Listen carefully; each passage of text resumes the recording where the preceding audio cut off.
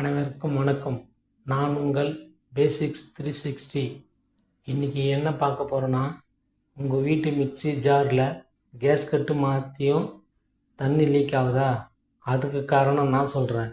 என் வீடியோவை பாருங்கள், கமெண்ட் பண்ணுங்கள், லைக் பண்ணுங்கள், ஷேர் பண்ணுங்கள். இந்த ஜாரில் இந்த கேஸ் கட்டு மாற்றினா தண்ணி லீக் ஆகிறது நிற்கும்னு சொல்லுவாங்க. ஆனால் காரணம் அது இல்லை. இந்த ஷாஃப்ட்டும் புஷ்ஷும் தேஞ்சு போச்சுன்னா தண்ணி லீக் ஆகும். இந்த ஷாஃப்ட்டும் புஷ்ஷும் மாற்றிட்டிங்கன்னா உங்கள் ஜாரில் தண்ணி லீக் ஆகிறது நிற்கும். அது இல்லாமல் உங்கள் மிக்ஸி ரிப்பேர் ஆகிறது தாராளமாக நீங்களே தடுக்கலாம்.